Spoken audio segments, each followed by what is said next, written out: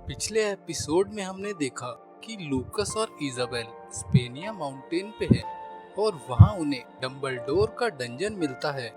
Dumbledore के dungeon के अंदर वो कई पहेलियां सुलझाने के बाद आखिरी दरवाजे के अंदर प्रवेश करते हैं, जहाँ उन्हें डम्बलडोर की एक डायरी मिलती है। अब आगे लूकस फिर वहां पड़ी एक डायरी को देखता है, जिसमें सबसे पहले लिखी हुई चीज जो वो देखता है वो लूकस अचानक गायब हो गया होती है। लूकस उस डायरी को पढ़ना शुरू करता है। उसमें इस प्रकार लिखा था, मुझे यकीन है कि लूकस के गायब होने में डेमिगॉड का ही हाथ है। इस दुनिया में उसके अलावा ऐसा और कोई नहीं जो लूकस को एक सबूत छोड़े बिना गायब कर दे। मुझे अब क्या करना चाहिए? ये मामला सिर्फ एक 9 स्टार मैच के गायब हो जाने जितना साधारण नहीं है। वो हमारा लीडर था जो हमें एक साथ लाया था। इंसानियत की आखिरी उम्मीद अब गायब हो चुकी है। ये पढ़कर लूकस को समझ आता है कि डम्बलडोर ने इस डायरी में उसके गायब होने के बाद की घटनाओं को लिखा है। मैजिक वॉरियर किंग कसाजिन और ब्लेड किंग लूसिड के बीच की मुठभेड़, ब्लैक विच आयरिस का अचानक से गायब हो जाना, डेमिगॉड की पहुंच इस देश के अंदर तक पहुंच चुकी थी और डम्बलडोर इन सब के बीच खड़ा था। वो अकेला बचा था और वो अपने साथी इंसानों पर भी यकीन नहीं कर सकता। दूसरे लोगों की डम्बलडोर के लिए प्रशंसा और आदर के बावजूद उन लोगों की सोच द्रोह से भरी हुई थी और वो डम्बलडोर की मृत्यु चाहते थे। इस डायरी में उसने जितने भी कठोर युद्ध करे उनके बारे में विस्तार से लिखा है। लूकस अपने दोस्त के जीवन में अकेले लड़ने के बारे में पढ़ता है। लूकस आगे पढ़ता है, लूकस हमारा नेता था, उसकी जगह कोई और नहीं ले सकता।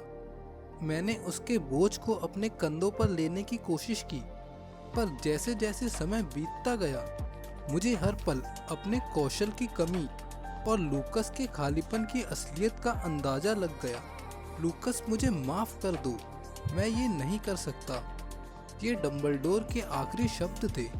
लूकस की आंखों में दुख के कारण आंसू आ जाते हैं और वो कहता है, पागल, तुमने अकेले इतना सब क्यों किया? लूकस आगे कहता है कि मुझे अकेलेपन का दुख अब समझ आ रहा है, जब मैं खुद इस जीवन को अकेलेपन में जी रहा हूँ। लूकस डायरी बंद करते हुए कहता है कि तुम्हारे अकेलेपन को अब मैं झेलूंगा और तुम्हारी इच्छा को भी पूरा करूंगा। मुझे देखना, मैं उस डेमिगॉड को नहीं छोड़ूंगा। इजाबेल भी दुखी होकर डम्बलडोर की डायरी को देख रही होती है और उसे उस डायरी में कुछ और दिखता है। वो लूकस से कहती है कि इस डायरी में अभी एक पन्ना बचा है। उस पन्ने में जो लिखा था वो कुछ इस तरह से है कि जो भी इसे पढ़ रहा है, तुम्हें मेरा मास्टरपीस एनास्टेसिया को पूरा करना होगा। इजाबेल लूकस को देखकर पूछती है, तुम्हें क्या लगता है ये एनास्टेसिया क्या है? तभी लूकस अपने बैग में हाथ डालकर गोलम के कोर को बाहर निकालता है और हम देखते हैं कि उस कोर के ऊपर एनास्टेसिया लिखा होता है। जब वो बाहर जा रहे होते हैं तो लूकस कहता है कि डम्बलडोर गोलम बनाने में महारती बन चुका था। वो इस बॉल को अपना मास्टरपीस बता रहा है। तो आखिरकार ये एनास्टेसिया क्या चीज है? इजाबेल कहती है कि तुम तो महान मेज लूकस ट्रोमैन हो, क्या तुम इस कोर की मदद से गोलम को नहीं बना सकते? लूकस ये सुनकर वहीं रुक जाता है और उसके चेहरे पर गुस्से का भाव साफ देखा जा सकता है। फिर हम अतीत में जाते हैं, जहां हम अजीब से दिखने वाले एक गोलम को देखते हैं जिसे लूकस ने बनाया होता है। डम्बलडोर उस अजीब से गोलम को देखकर बहुत तेज हंसता है और उससे उसकी हंसी रोकी नहीं जाती। डम्बलडोर उसे चिढ़ाते हुए कहता है कि दोबारा कभी अकेले गोलम बनाने की कोशिश मत करना। तुम गोलम बनाने के लिए मुझसे बोल देना, मैं अपनी जीभ से भी इससे अच्छा गोलम बना दूंगा। ये सुनकर लूकस फायरबॉल से डम्बलडोर को हवा में उड़ा देता है। फिर हम वापस वर्तमान में आते हैं और फ्रे कहता है कि अगर हमने इसे पूरा कर लिया तो हमें बिना लिखे हुए इतिहास के बारे में जानने का मौका मिलेगा।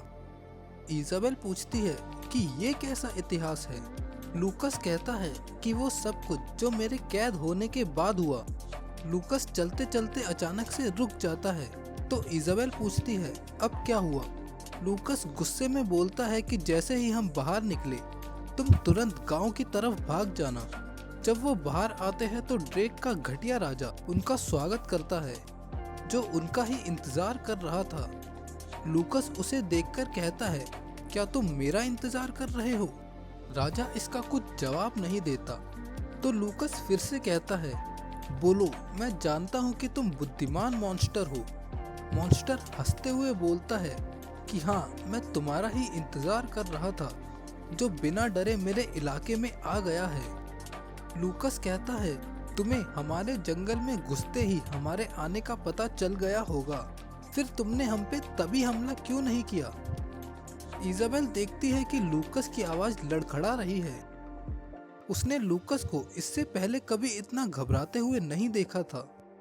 मॉन्स्टर कहता है कि मैं तुम्हारा इस जगह से बाहर निकलने का इंतजार कर रहा था। जो भी इस जगह से बाहर निकलता है वो कुछ अच्छी चीज लेके ही निकलता है। लूकस कहता है कि आखिरकार मैं समझ गया कि तुम इतने बड़े कैसे हो गए। तुम इस डंजन को जाल बना के इंसानों का शिकार करते हो।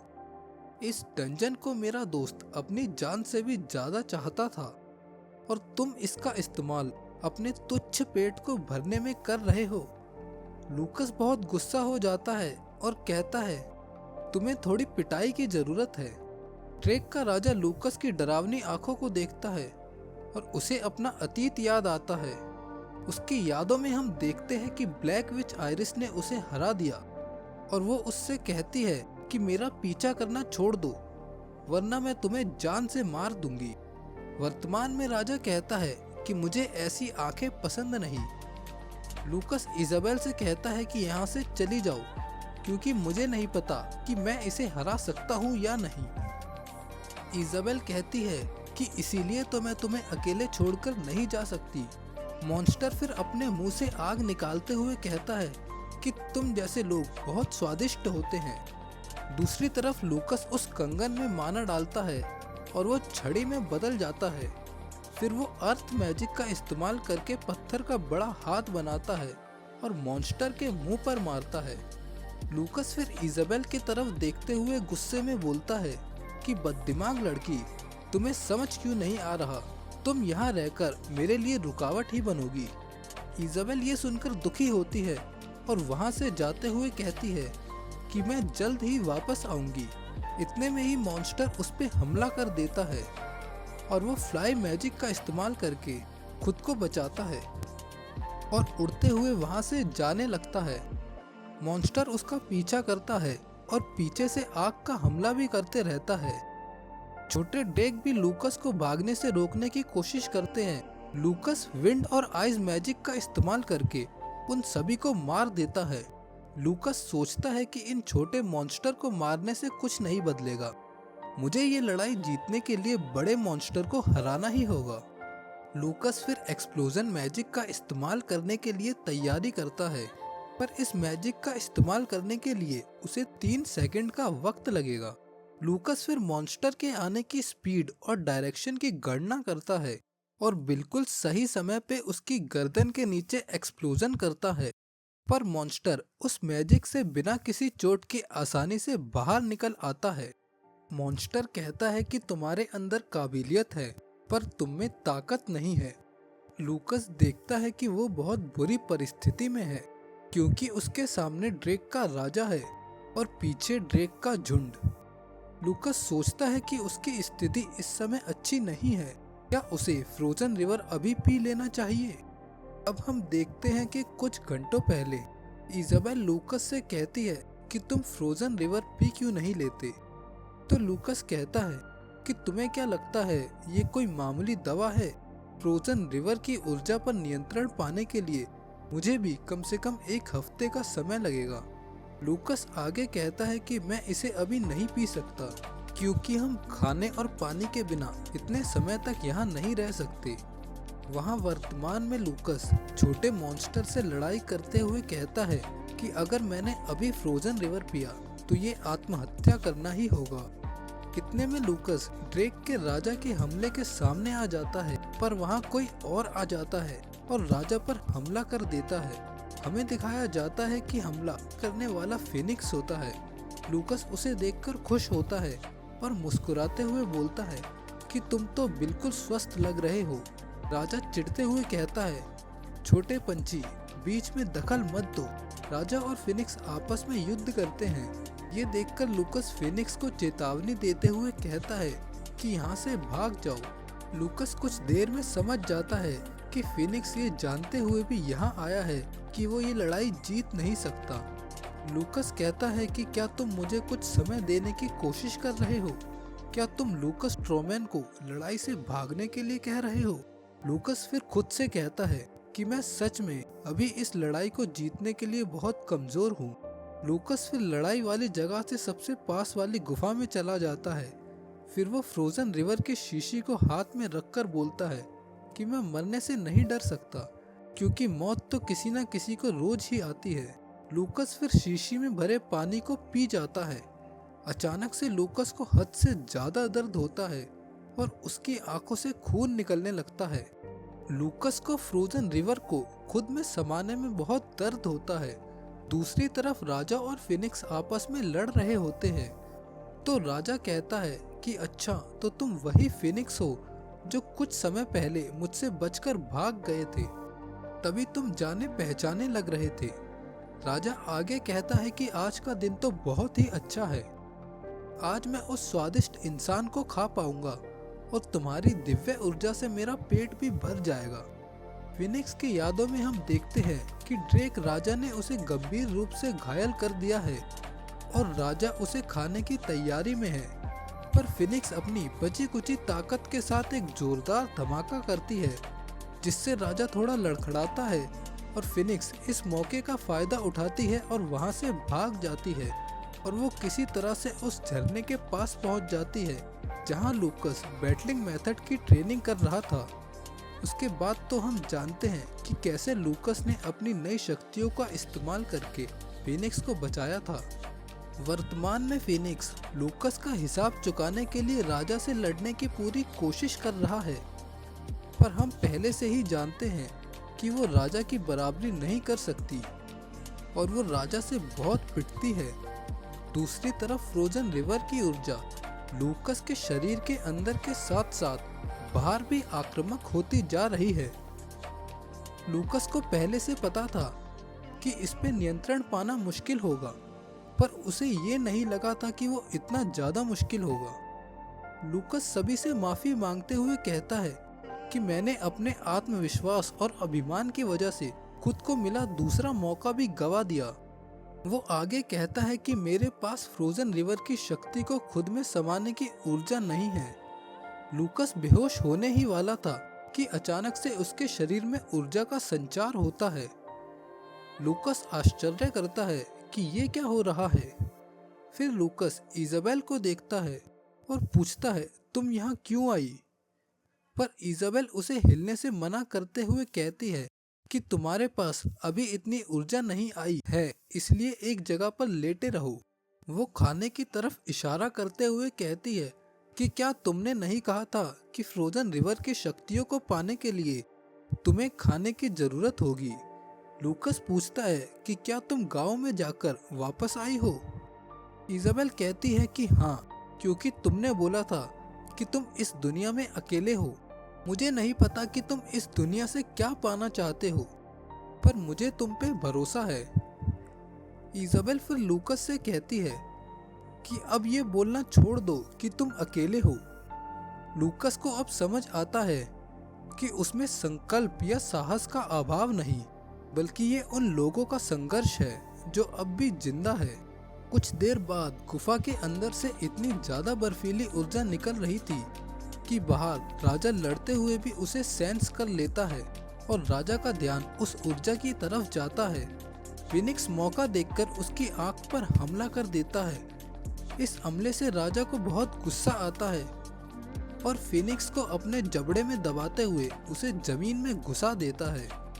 फिनिक्स मौत की कगार पर होती है, फिर भी मुस्कुराती है। ये देखकर राजा और भी गुस्सा हो जाता है और वो उड़ते हुए आता है और फिनिक्स को मारने ही वाला होता है कि अचानक से गुफा के अंदर से एक हमला होता है जिसका निशाना राजा ही होता है। राजा वहां से उड़ते हुए हमले से सही सलामत बच जाता है, पर राजा सोचता है कि ये हमला बहुत खतरनाक था। आखिर उस गुफा के अंदर क्या हो रहा है? तभी गुफा के अंदर से एक और मैजिक का हमला होता है, और इस बार उसका निशाना सिर्फ राजा ही नहीं बल्कि उसके चेले भी होते हैं। जो भी उस हमले की चपेट में आया वो हवा में ही जम गया और बर्फ के टूटते के साथ ही मर भी गया।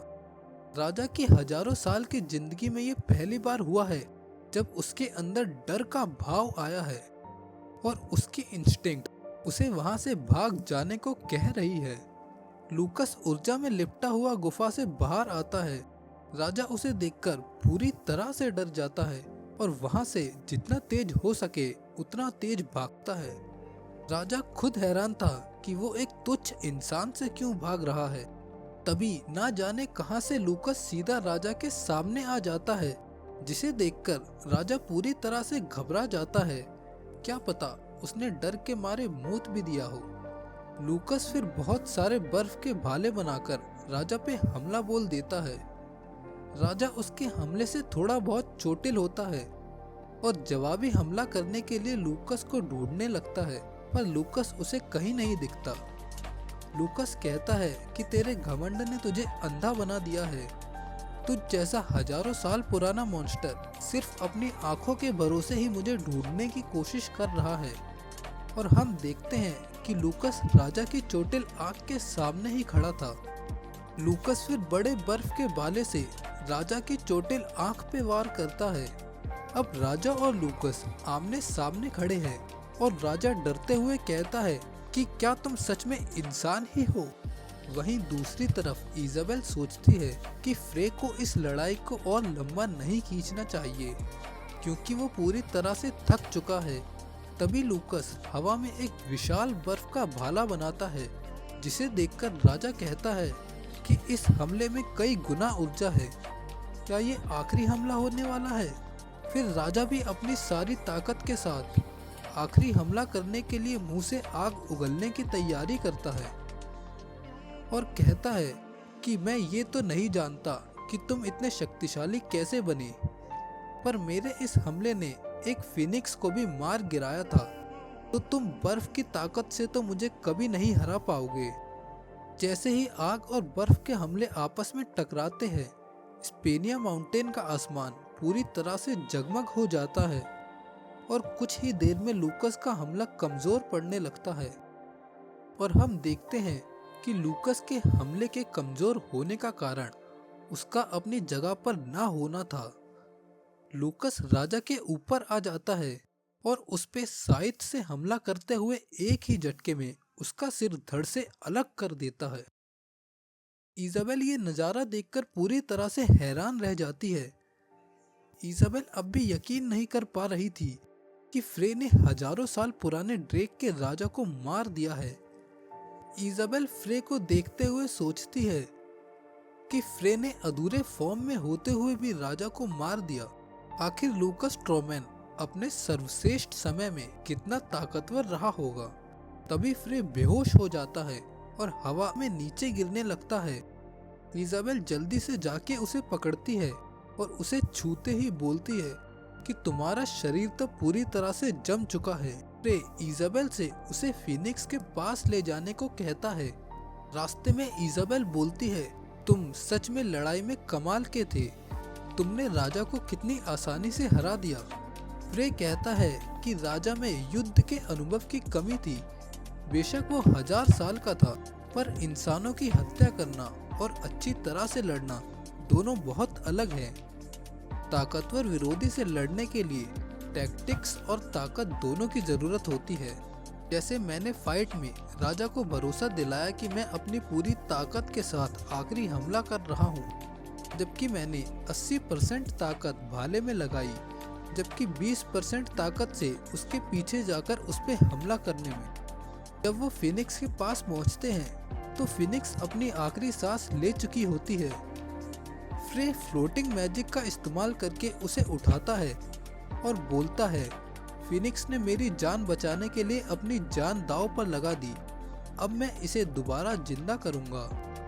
फ्रे फिनिक्स को राजा के शरीर के पास ले जाता है और इजाबेल ये देखकर हैरान होती है कि राजा के दिल की आग की ऊर्जा फिनिक्स के अंदर समाने लगी थी।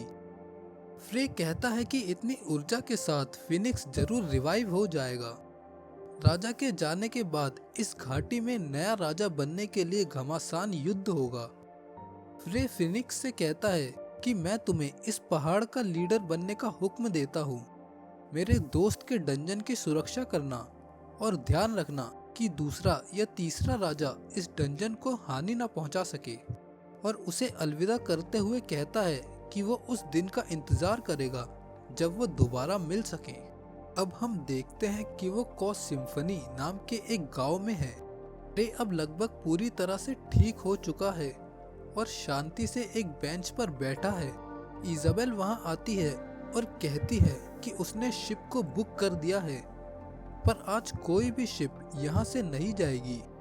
इजाबेल फ्रे को जूस देते हुए कहती है कि तुम अब कैसे हो।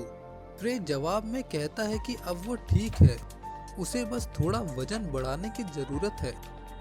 इजाबेल कहती है कि जो उपकरण हमने राजा के नेस्ट से लिया था उसका असर हो रहा है।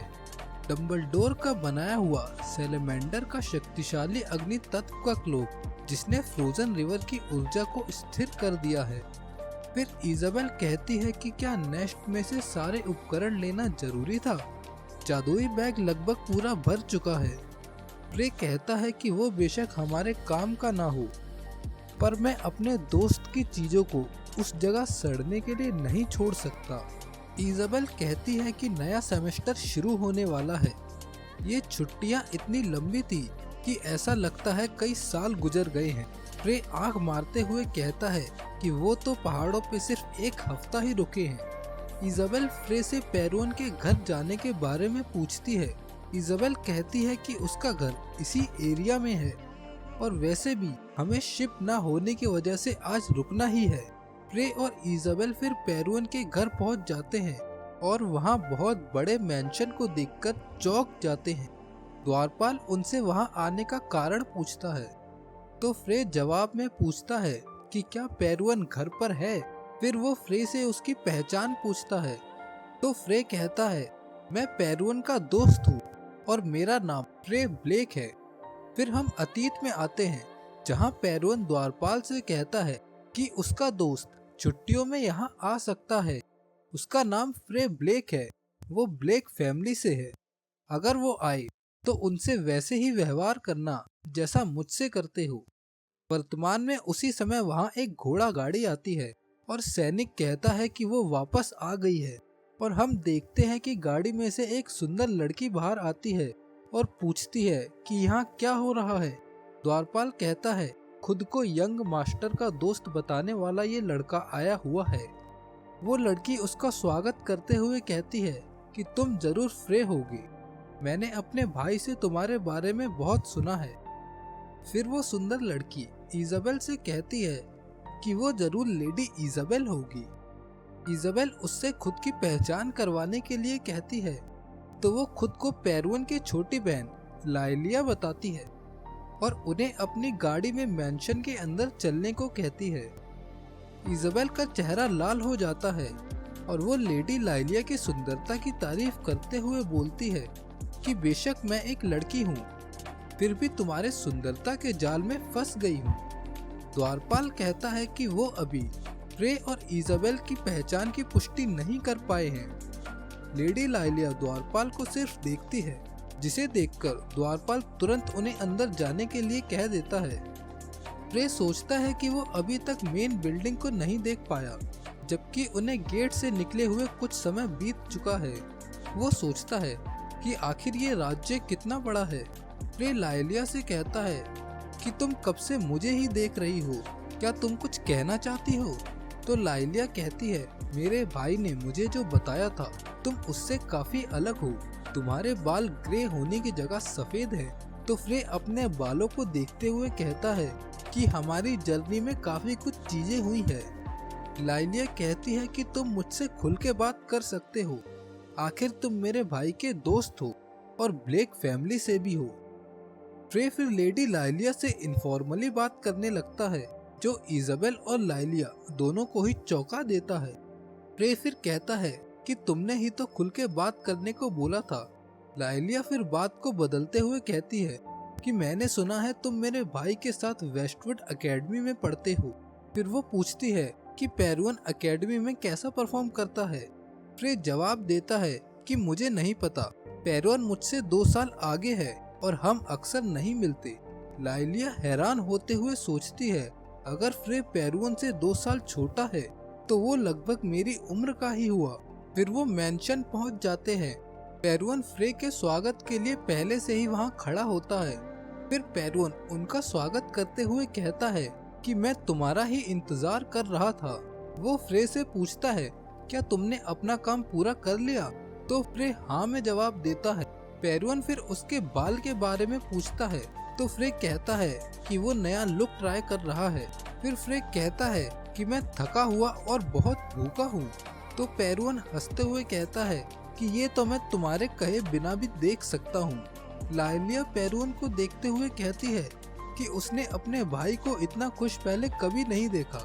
वो अपने भाई को चिढ़ाते हुए कहती है, भैया मुझे लगता है आपको मेरी बिल्कुल फिक्र नहीं। पेरुअन मुस्कुराते हुए कहता है कि ऐसा हो ही नहीं सकता कि वो अपनी प्यारी राजकुमारी को भूल जाए। पेरुअन के मुंह से ऐसी बात सुनकर फ्रे को बहुत अजीब लगता है।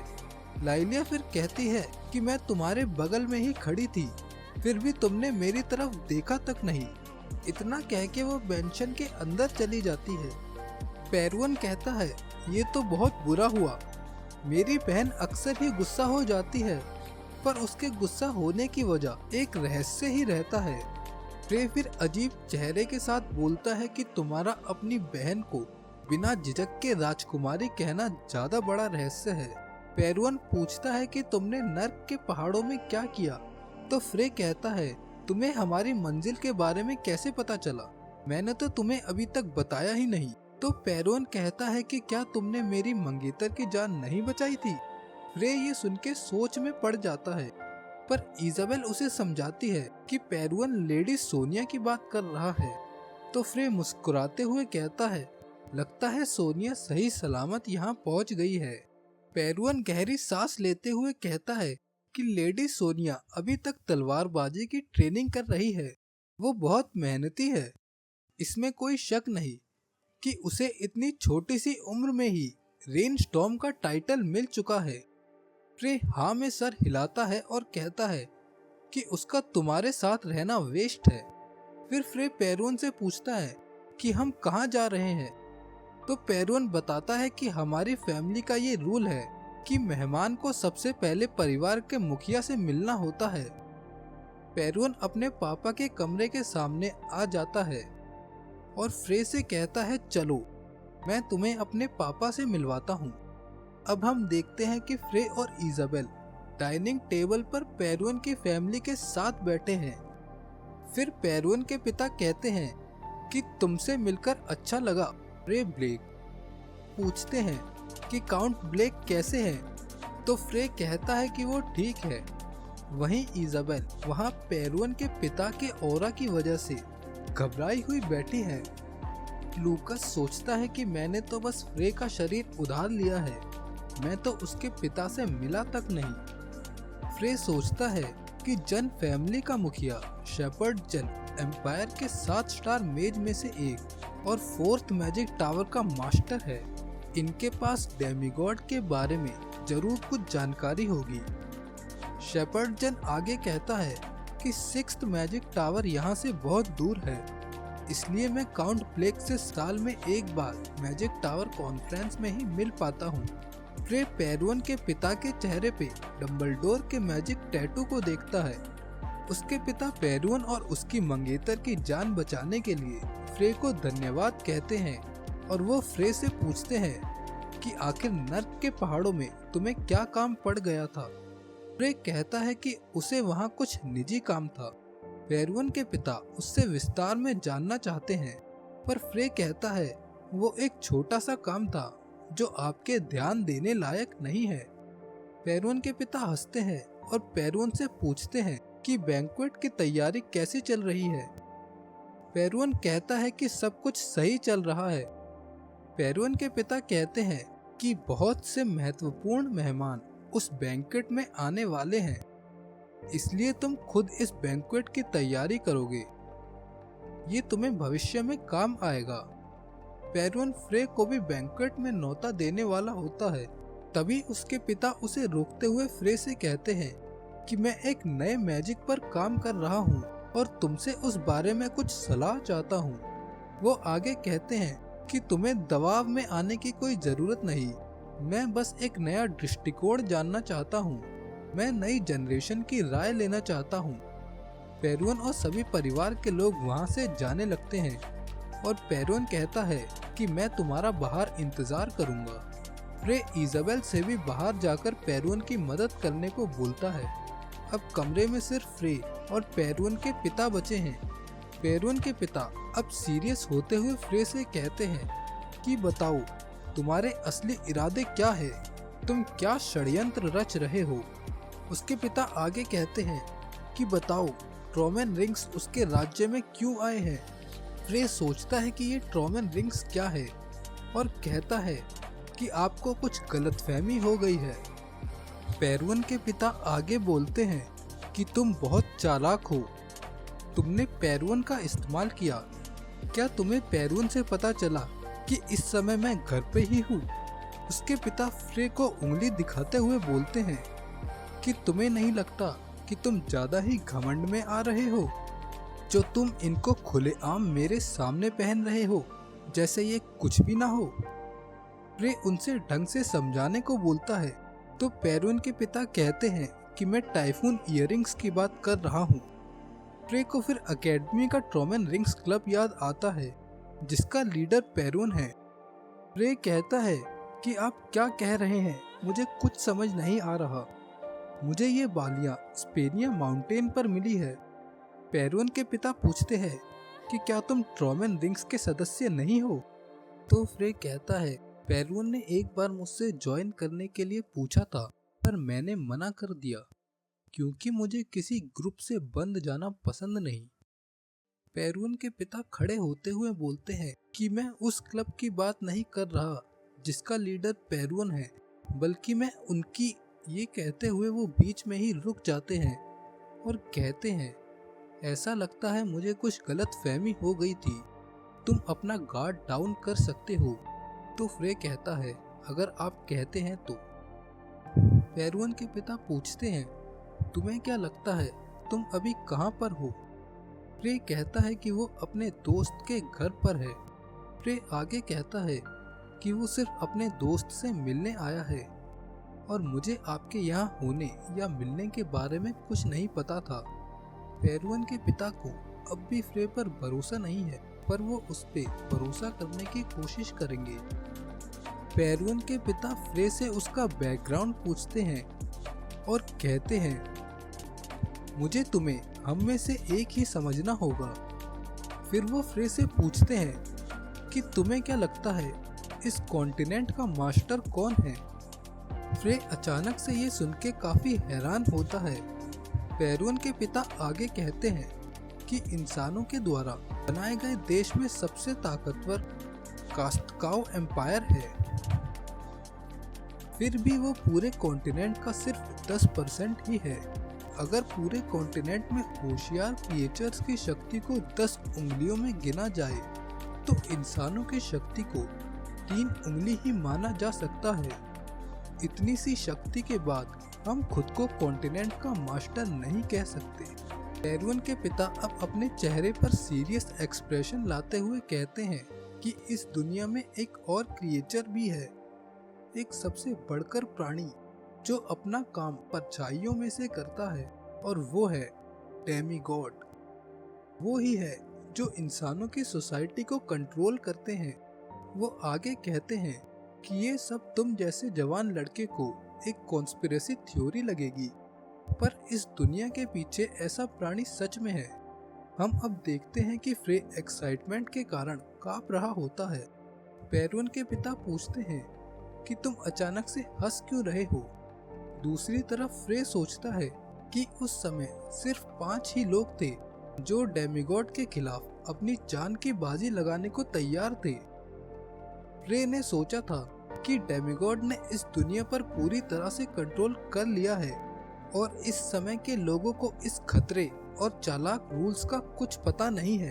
पर वो ये जानकर हैरान था कि अब भी कुछ लोग ऐसे हैं जो ये सब जानते हैं और वो सभी अपने नंबर्स को बढ़ा रहे हैं। रे सोचता है कि मैं हंसू कैसे ना। इस दुनिया में वापस आने के बाद आखिरकार मैं उम्मीद की किरण देख सकता हूँ। रे के पिता पूछते हैं कि क्या उसे डेमिगॉड के बारे में पहले से जानकारी थी। रे हाँ में जवाब देता है तो पेरुन के पिता पूछते हैं तुम्हें कैसे पता। रे खुद को शांत कराते हुए सोचता है कि अगर ये आदमी साथी भी है तो भी मुझे अपनी पहचान इसे नहीं बतानी चाहिए। और वो बोलता है कि जब मुझे ये बालियाँ मिली तभी मैंने ये डम्बलडोर की नोटबुक में पढ़ा था।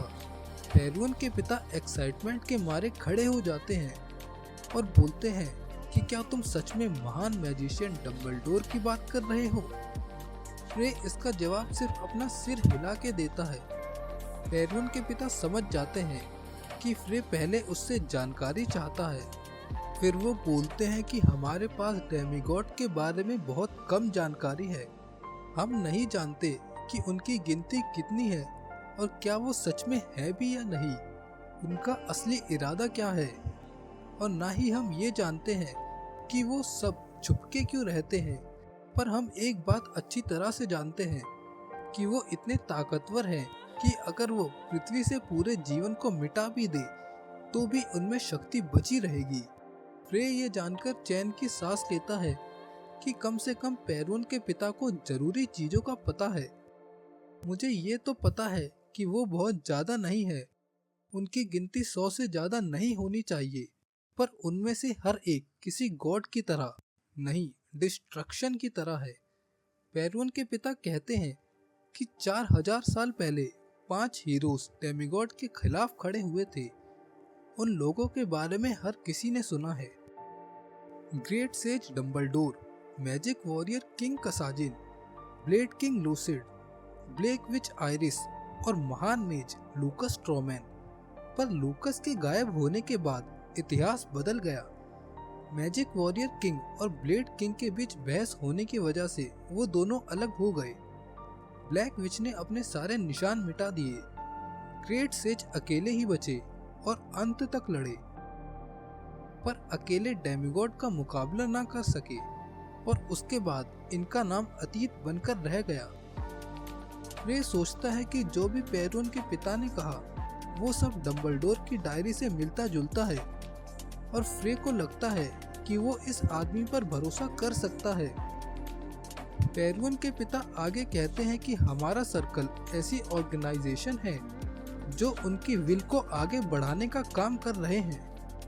फ्रे पूछता है कि ये सर्कल क्या है, तो पेरुन के पिता कहते हैं मैं सर्कल को इस तरह से समझता हूँ कि हम सभी इस कॉन्टिनेंट पे अलग अलग रहते थे।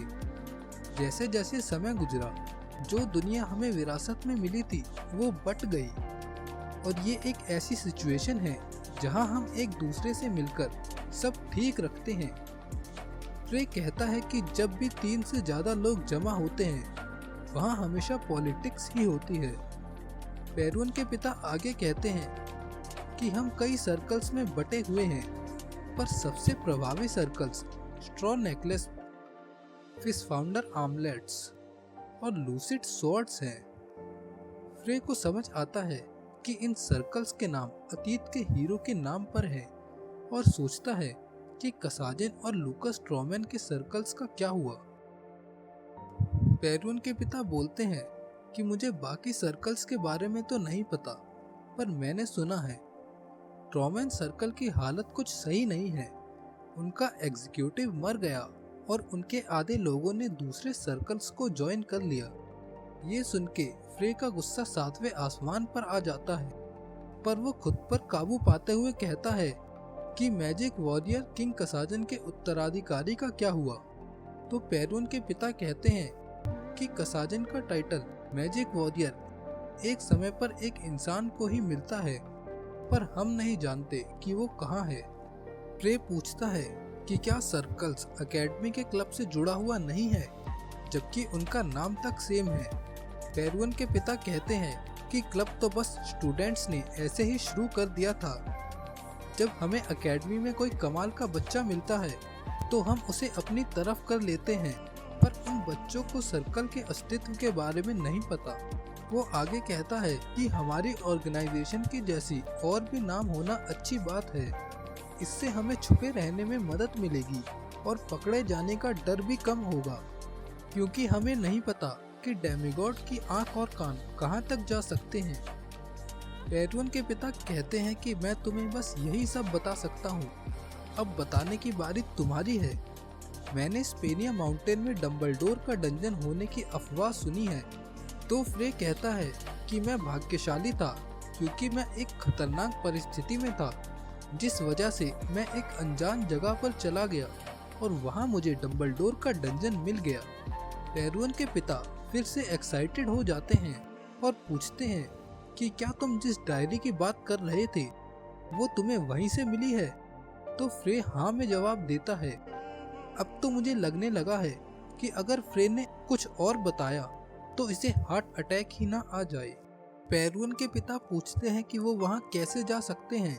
तो फ्रे कहता है वो उस जगह के बारे में नहीं बता सकता, क्योंकि उसे भी वो इत्तेफाक से ही मिली थी।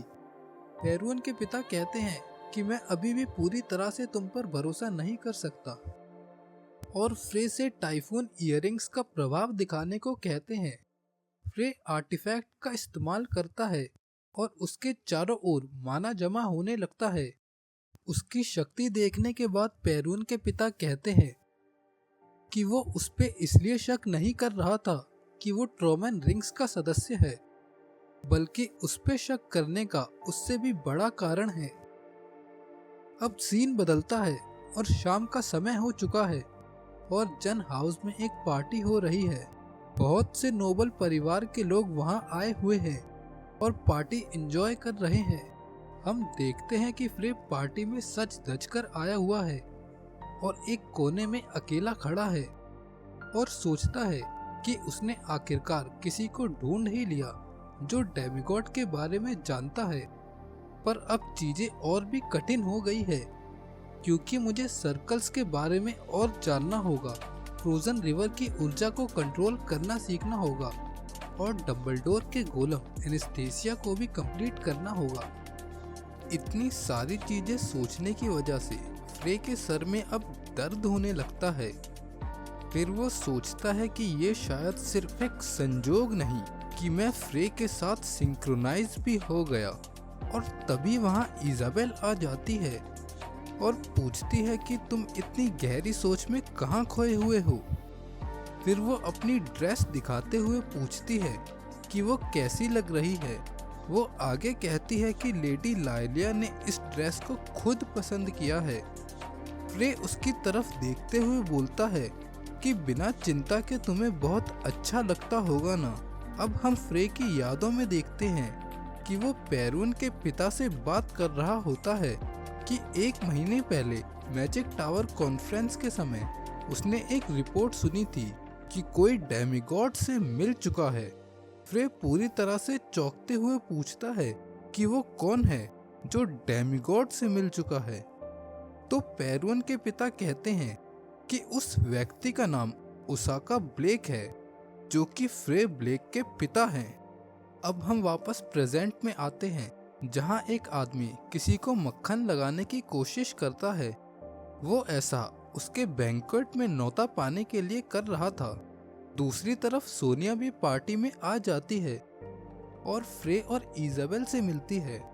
जब वो एक दूसरे से मिलते हैं तो फ्रे सोनिया को देखता रहता है। तो सोनिया पूछती है कि क्या कोई परेशानी है। तो फ्रे इजाबेल से कहता है कि इसे कहते हैं सुंदर लगना। तो इजाबेल कहती है कि तुम हमेशा मेरी बुराई क्यों करते रहते हो। जहां फ्रे और इजाबेल आपस में बहस कर रहे थे, फ्रे के मुंह से ऐसी बात सुनकर सोनिया पूरी तरह से शर्मा जाती है। फ्रे सोनिया को देखते हुए बोलता है कि तुम्हारा चेहरा काफी लाल लग रहा है। फिर वह उसे एक ग्लास वाइन देने लगता है जो वो पहले ही आधी पी चुका था। इजाबेल सोचती है कि लड़कियों की फीलिंग्स की बात आने पर फ्रे बिल्कुल मंद बुद्धि हो जाता है। वो चापलूसी वाला आदमी वहाँ आके कहता है कि उसने कभी नहीं सोचा था कि उसे यहाँ पर फ्रे ब्लेक मिलेगा। इजाबेल फ्रे से पूछती है कि क्या तुम इस आदमी को जानते हो?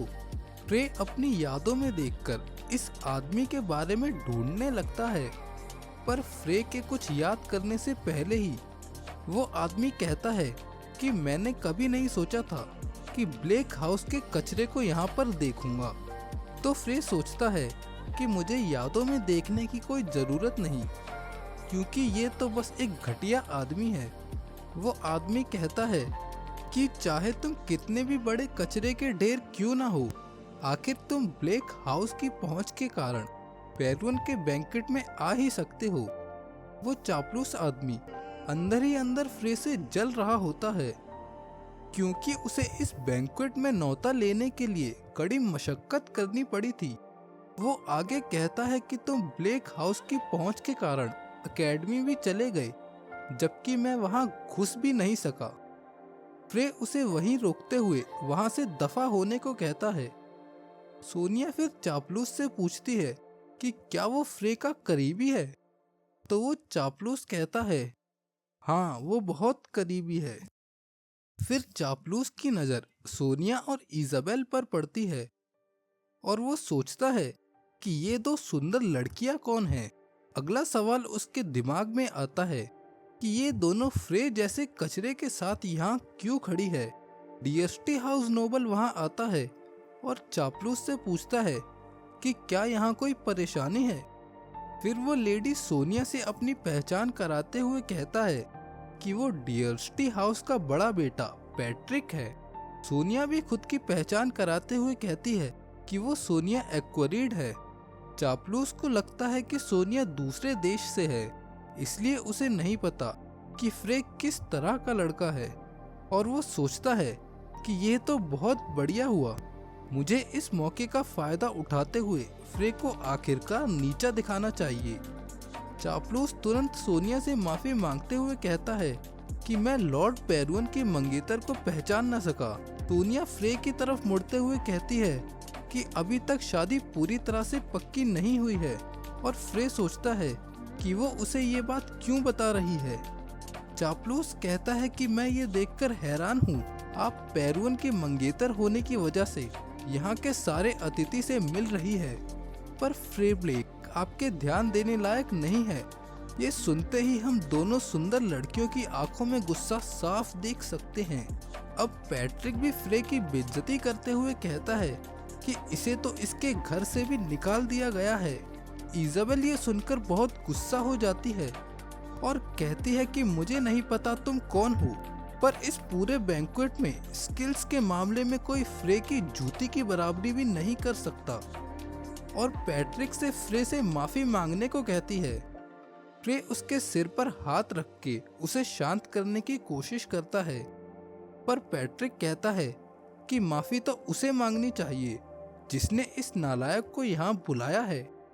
पेरुअन अचानक से वहाँ आ जाता है।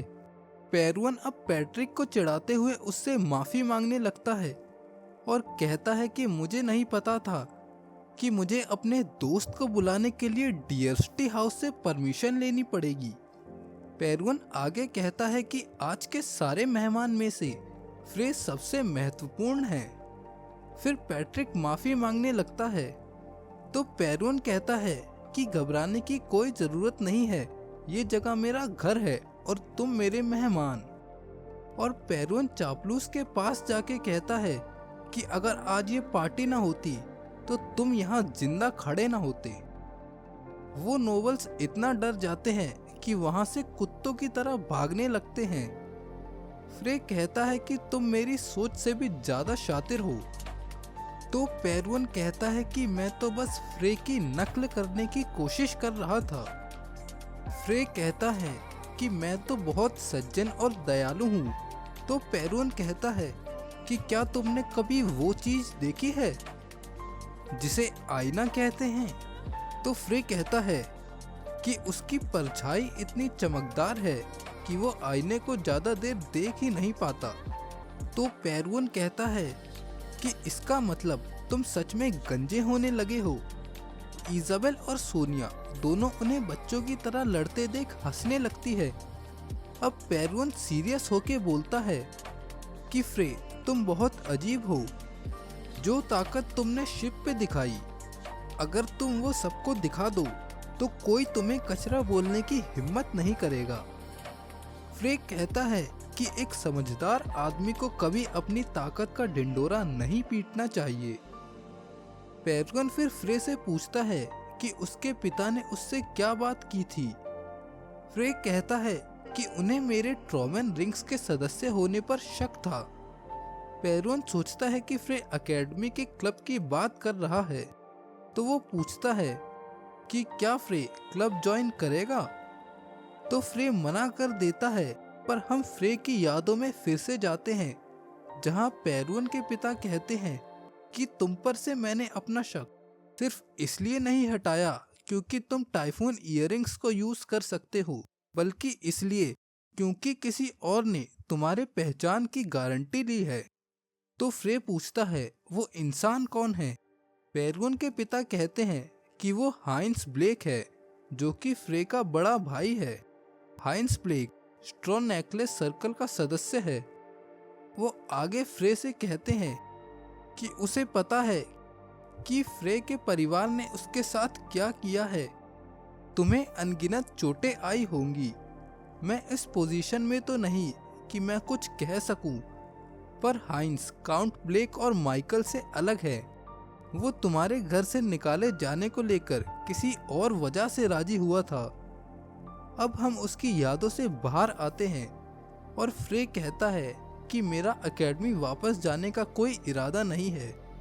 ये सुनकर इजाबेल को झटका लगता है और वो सोचती है कि अगर फ्रे वापस एकेडमी नहीं आया तो वो उसके बिना क्या करेगी। पेरुवन पूछता है कि वो अब से क्या करने की सोच रहा है। तो फ्रे कहता है कि मुझे अभी नहीं पता, पर तुम्हारे पिता ने मुझे तीसरे मैजिक टावर को ज्वाइन करने का सजेशन दिया है। पेरुवन कहता है कि तीसरे मैजिक टावर में ट्रेनिंग बहुत कमाल की तो नहीं, पर जो किताबें उनके पास है उनकी क्वालिटी और क्वांटिटी सभी टावर्स में सबसे अच्छी है। उस रात को पार्टी खत्म होने के बाद हम देखते हैं कि इजाबेल कल को सोचकर बहुत उदास होती है। फ्रे मैजिक टावर में चला जाएगा और उसे एकेडमी में अकेले ही जाना पड़ेगा, और सोचती है कि उसे कहीं ना कहीं ये पता था कि ये दिन जल्द ही आने वाला है, क्योंकि जब से उसे ये पता चला था कि फ्रे लूकस ट्रॉमेन है। इजाबेल फिर उस कमरे की तरफ जाती है जहां फ्रे और पेरुवन बात कर रहे होते हैं। कमरे के अंदर फ्रे पेरुवन का शुक्रिया कहता है क्योंकि उसे बैंक्वेट में काफी मजा आया। फ्रे कहता है कि पेरुवन नाम की वाहवाही देखकर सच में मजा आ गया।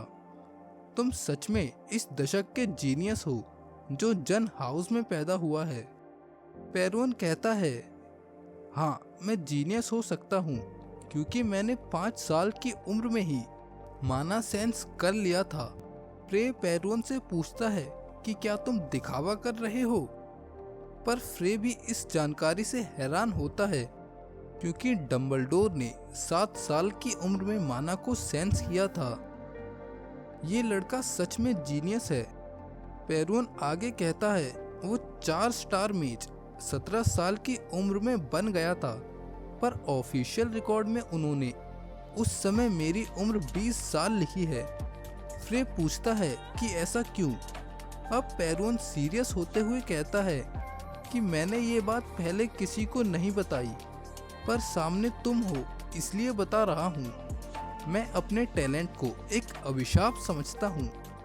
पेरुवन अब बताना शुरू करता है कि उसके एक टीचर हुआ करते थे जो 6 स्टार मैजिशियन और 5वें मैजिक टावर के वाइस मास्टर थे। उनकी सफ़ेद दाढ़ी छाती तक आती थी और वो बहुत जानकार व्यक्ति थे। मैं जब भी उनसे सवाल करता वो हमेशा एक प्यारी मुस्कान के साथ मेरे सवाल का जवाब देते थे। मुझे उनसे सीखना बहुत पसंद था। मैं उनसे सवाल पूछने के लिए ज़्यादा पढ़ाई करता था। उन्होंने मुझे मैजिक को पढ़ना और उससे प्यार करना सिखाया। कम से कम मैंने तो यही सोचा था। एक बार जब मैं 4 स्टार स्टेज पर पहुंच गया तो मैंने अपने टीचर से सवाल पूछा जिसका जवाब उन्हें भी नहीं पता था। वो मुझ पे चिल्लाने लगे और मुझे मॉन्स्टर बोला। वो बहुत गुस्से में थे और उनके चेहरे पर डर की भावना भी थी। टीचर मेरे सीखने की क्षमता को देखकर डरने लगे थे और उनके मन में बुरी भावना ने जन्म ले लिया था। उस दिन के बाद मैं अपने जीवन का रास्ता भटक गया। मुझे अब भी मैजिक सीखने से प्यार है, पर उस दिन के बाद से जब भी मैं पूरी तरह से कुछ सीखने का सोचता हूँ, मुझे वो चेहरा हमेशा याद आ जाता है। वो चेहरा एक अभिशाप की तरह है और मुझे आगे बढ़ने से रोकता है। मैं रोज हजारों बार अपने टैलेंट को कोसता हूँ। पेरुअन अब रोते हुए बोलता है कि काश मैं एक साधारण लड़का होता तो मैं भी मैजिक जुनून से सीख पाता और मैं भी खुश हो पाता। मुझे कोई मॉन्स्टर नहीं बोलता। फ्रे पेरुअन के कंधे पर अपना हाथ रखता है और कहता है, अब तुमने बहुत बकवास कर ली, अब मेरी बात सुनो। एक ऐसा लेवल है जहां कमाल की एबिलिटीज जिनके सामने जीनियस भी कुछ नहीं, वो भी मरते दम तक वहां नहीं पहुंच पाते। वो मैजिक का शिखर है। मैं तुम्हें ये इसलिए बता रहा हूँ क्योंकि अगर तुम एक कमजोर टीचर की जेलसी का शिकार होकर रह गए तो तुम कभी उस शिखर पर नहीं पहुंच पाओगे। फ्रे फिर डेमिगॉड का नाम लेता है और पेरुअन उस पे ऐसे रिएक्ट करता है जैसे उसने ये नाम पहले सुन रखा है। तो फ्रे कहता है, मैं जानता हूँ तुम डेमिगॉड के बारे में जानते हो, वो घटिया गॉड जो इस दुनिया को कंट्रोल करता है। ये इंसानों की गलती है कि वो नहीं जानते डेमिगॉड उन्हें कंट्रोल कर रहा है, पर इंसानियत में उन्हें हराने की काबिलियत है। फ्रे फिर पेरुअन की तरफ देखते हुए बोलता है कि अगर तुम मैजिक टावर में रहकर अपनी शक्ति का दिखावा करना चाहते हो तो तुम्हारा लेवल काफ़ी है, पर अगर तुम डेमिगॉड को हराना चाहते हो तो तुम्हारा उद्देश्य मैजिक का शिखर होना चाहिए। फ्रे आगे कहता है कि मेरा उद्देश्य तो मैजिक के शिखर पर पहुंचना है, तुम्हारा क्या है? पेरुअन गहरी सांस लेते हुए बोलता है कि जीवन में रास्ता ढूंढने के लिए सिर्फ एक टीचर ही जरूरी नहीं है। क्या तुम मुझे खुद जीवन का रास्ता ढूंढने के लिए कह रहे हो? फ्रे फिर अपने अतीत के बारे में सोचता है जहां वो डेमिगॉड से अपने सबसे अच्छे दोस्त डंबलडोर के साथ लड़ा करता था। फिर फ्रे कहता है कि मैं हमेशा तुमसे एक कदम आगे ही रहूंगा, तो तुम्हें चिंता करने की कोई जरूरत नहीं है। पेरुअन फिर मुड़ते हुए कहता है कि अगली बार जब हम मिलेंगे तो मैं तुमसे आगे निकल चुका होऊंगा। अब हम देखते हैं कि उनके कमरे के बाहर इजाबेल खड़ी है और उसने उनकी सारी बातें सुन ली है और ना जाने क्यों वो रोने लगी है। अगले दिन हम फ्रे को बाहर देखते हैं और वो कहता है कि आज का मौसम अपनी जर्नी शुरू करने के लिए अच्छा है। इजाबेल पीछे से कहती है कि क्या तुम अपने बैगेज को यहीं छोड़ के जाना चाहते हो? फ्रे कहता है कि तुम क्या कह रही हो, मेरे पास तो कोई बैगेज नहीं था। इजाबेल कहती है, तो फिर तुम मुझे बैगेज, बोझ जैसे नामों से क्यों बुलाते थे? फ्रे इजाबेल से पूछता है कि क्या तुम मेरा पीछा करने वाली हो? अगर हाँ तो एकेडमी का क्या होगा? इजाबेल कहती है कि मैं मैजिक को उसके अंत तक सीखना चाहती हूँ और इतिहास का सबसे महान मेज मेरे सामने खड़ा है, तो मैं किसी और को अपना टीचर क्यों बनाऊंगी? फ्रे उसे चेतावनी देते हुए कहता है कि वो इस फैसले पर पछताएगी। तो इजाबेल कहती है कि अगर तुम नर्क के रास्ते पर भी चल रहे होते तो भी मैं नर्क तक तुम्हारे पीछे आती। अब हम देखते हैं कि माइकल फ्रे के सबसे बड़े भाई को बैंक्वेट की कहानी बता रहा है। उसके बड़े भाई को फ्रे की बातें सुनने में कोई दिलचस्पी नहीं है। और वो उसे वहाँ से दफा होने को कहता है। और जब वो कमरे से बाहर चला जाता है तो वो दूसरे भाई हाइंस को कहता है कि ये तो बहुत हैरानी की बात है कि फ्रे पेरुअन का अच्छा दोस्त है। हाइंस कहता है कि इसमें हैरानी क्या है, वो दोनों सेम एकेडमी में ही जाते हैं। बड़ा भाई सोचता है कि क्या मुझे ये पापा को बता देना चाहिए और इस दोस्ती को फायदे के लिए इस्तेमाल करना चाहिए।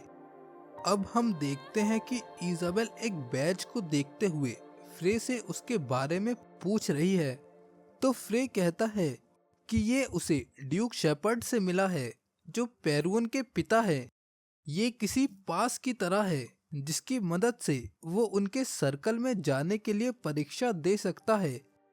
इजाबेल कहती है कि मैंने पहले कभी डेमिगॉड का नाम नहीं सुना, यहाँ तक कि एकेडमी में भी यही बताया है कि 5 हीरोज ही सबसे ताकतवर थे जो दुनिया को सही करने की कोशिश कर रहे थे। इजाबेल आगे कहती है कि अगर ये बात तुमने नहीं बोली होती तो मैं डेमिगॉड के अस्तित्व पर कभी यकीन नहीं करती। फ्रे कहता है कि सबसे खतरनाक प्रभाव वो है जो हम आंख से देख नहीं सकते। जो भी इस तरह के रूल में रहता है वो खुद के और उनके भविष्य के बारे में नहीं सोच सकता। वो सिर्फ समय को निकलने देते हैं और जो भी उन्हें खाने के लिए दिया जाए खा लेते हैं। वो इन्हीं चीजों से संतुष्ट रहते हैं और खुशी से इनके गुलाम बन जाते हैं और उन्हें पता भी नहीं होता कि उन्हें कोई कंट्रोल कर रहा है। इंसानियत की अभी की परिस्थिति यही है। फ्रे इजाबेल से उस बात से नाराज हो जाता है जब वो पूछती है कि क्या तुम डेमिगॉड से हार गए थे। फ्रे गुस्से में कहता है कि मैं उससे कभी नहीं हारा, मैं उससे जीतने की प्रक्रिया में हूँ।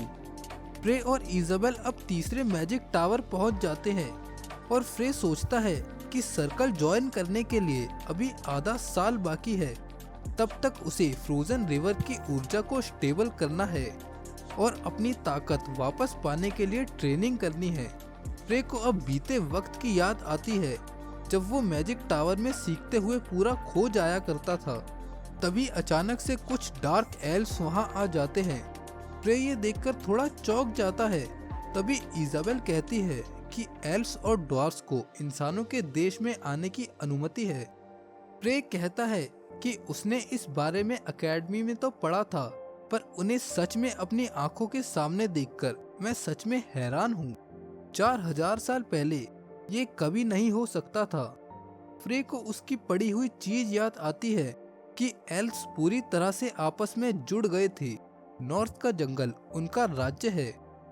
अब टावर में कुछ दिन बीत चुके हैं और इजाबेल अब बैटलिंग टेक्निक काफी हद तक सीख चुकी है। दूसरी तरफ हम फ्रे को देखते हैं, वो भी प्रैक्टिस कर रहा है, पर ऐसा लगता है कि वो अजीब सा डांस कर रहा हो।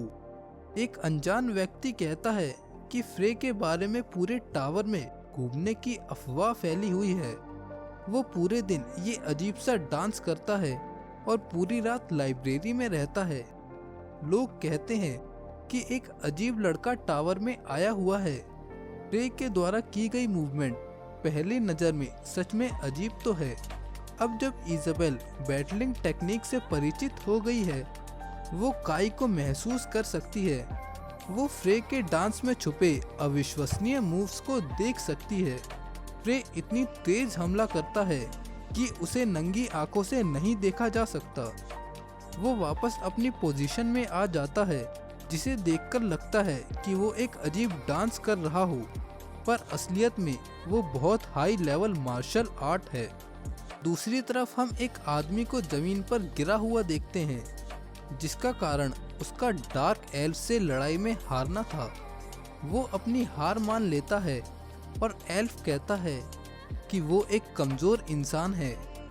एल्फ की मास्टर उसके पीछे आके कहती है कि हार मानने वाले से कभी ऐसी बातें नहीं करनी चाहिए, ये बहुत गलत बात है। डार्क एल्फ फिर उस आदमी से माफी मांगता है। तभी वो एल्फ फ्रे को अजीब डांस करते हुए देखता है और उसके एल्फ होने की वजह से वो फ्रे के हिडन मूव्स को देख पाता है। फिर वो फ्रे के पास जाके पूछता है कि क्या वो मैजिक वॉरियर है।